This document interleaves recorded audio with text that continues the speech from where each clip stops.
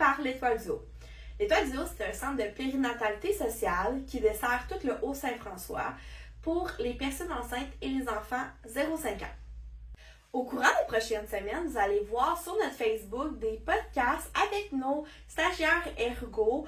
Puis on va parler en fait un peu de tout ce que vous pouvez voir avec des ergots, avec des suivis. Donc ça va être des capsules informatives. Aujourd'hui, je suis avec Justine, une stagiaire en ergothérapie à l'Étoile du Haut. Le thème du podcast aujourd'hui va être comprendre son besoin sensoriel.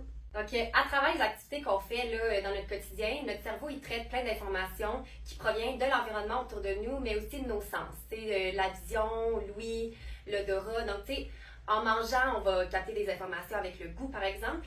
Puis, c'est ça un peu l'aspect sensoriel qu'on va parler aujourd'hui. Donc, tout ce que le cerveau va capter à travers la journée, ça va permettre à la personne de rester éveillée, puis de bien fonctionner dans son quotidien, de faire ses activités. Par contre, il y a certaines personnes qui vont avoir des difficultés au niveau sensoriel. Puis c'est un peu de ça qu'on va parler aujourd'hui. Puis le but, c'est un peu que vous connaissez à travers là, ce qu'on dit. Essayez de voir, moi, je suis de quel type au niveau sensoriel. Donc, on va vous en parler plus là, à travers le podcast.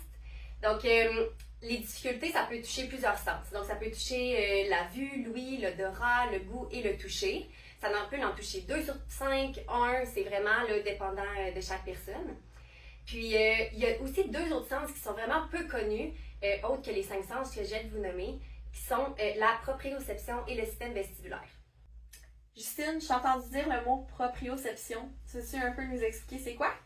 En fait, Alex, la proprioception, c'est ça qui te permet de sentir la position de ton corps dans l'espace. Donc, c'est tous les petits récepteurs qu'il y a dans tes muscles, dans tes tendons, dans tes ligaments, qui te permet là, de bouger ton corps, de savoir que quand tu places ton bras en avant de toi, savoir un peu ton bras il est placé où, ta main arrive où dans l'espace. Là. Super intéressant! Tu as aussi parlé du système vestibulaire. Est-ce que tu peux m'en dire un petit peu plus? Oui, donc le système vestibulaire, c'est un peu un GPS corporel. Donc, c'est tous les mouvements là, de ton corps dans l'espace, puis l'équilibre. Donc, ça, c'est quand ton corps va bouger de haut en bas, de droite à gauche ou en tournant. Donc, il y a des mouvements qui vont activer le système vestibulaire. Ça peut être, par exemple, là, se balancer au parc. Je veux juste préciser aussi que c'est normal d'avoir certains inconforts puis préférences au niveau sensoriel. On est tous différents. On peut, sans avoir là, de difficultés au niveau sensoriel, ne pas aimer porter un certain chandail parce qu'on trouve que ça pique sur notre peau. Quand ça devient une difficulté là, sensorielle, c'est quand ça impacte vraiment le quotidien de la personne. Puis là, je dis personne parce que c'est pas juste les enfants qui ont des difficultés sensorielles, c'est aussi les adultes. Donc ça, c'est important là, de le mentionner aussi. Donc c'est vraiment, ça devient une difficulté quand on a de la difficulté à fonctionner là, dans nos activités de la vie quotidienne.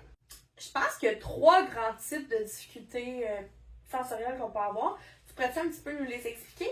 Oui, bien sûr. Donc le premier type, c'est l'hyperréactivité sensorielle. Donc quand je parle d'hyperréactivité, c'est quand une personne va réagir plus fortement aux stimuli de son environnement et ses sens aussi vont comme être plus sensibles là, à tout ce qui va se passer autour d'elle. Donc, par exemple, là, c'est une personne qui va trouver ça désagréable de porter là, une étiquette, l'enfant qui va faire une crise parce qu'il veut enlever son chandail. Ça peut être aussi une personne qui va avoir peur d'essayer des nouvelles choses parce que les bruits sont très menaçants, sont forts.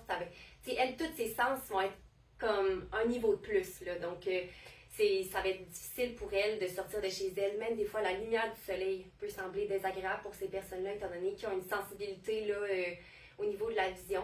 Donc, le deuxième type, c'est l'hyporéactivité sensorielle.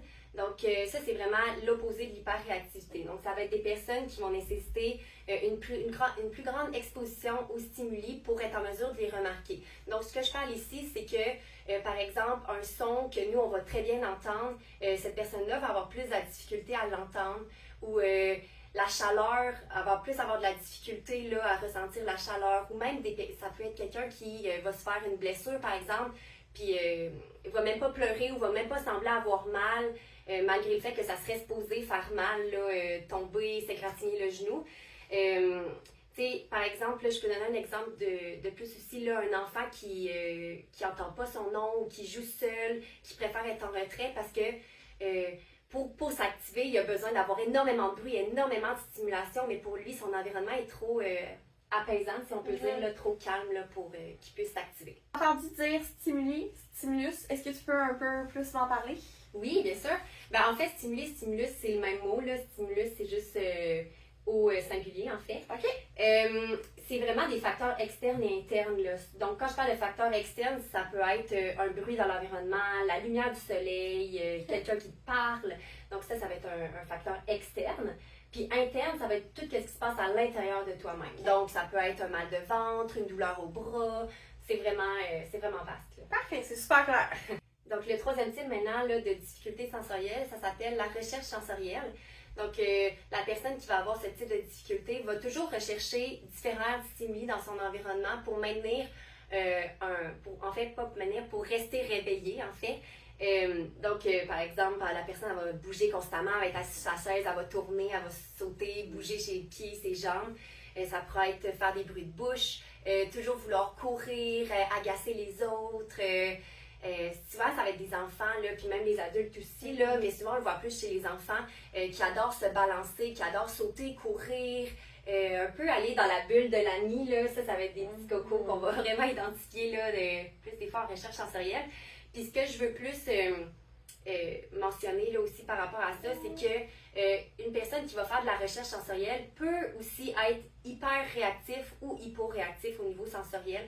Parce que la recherche sensorielle, c'est pour atteindre, si la personne elle veut répondre à ses besoins. Donc, une personne hyposensorielle qui est peu stimulée par son environnement pourrait vouloir se stimuler en allant courir, en allant se balancer. Donc là, on va dire qu'elle est en recherche sensorielle. Donc, voilà la fin de notre podcast avec notre stagiaire Justine en ergothérapie. Donc, j'espère que vous avez apprécié ces informations-là qui sont pertinentes pour bien comprendre son besoin au niveau de la stimulation. Donc, si jamais vous êtes intéressé par les services d'ergothérapie à l'Étoile du Haut, vous pouvez nous contacter au numéro de téléphone au bas de la page. Merci! Yeah!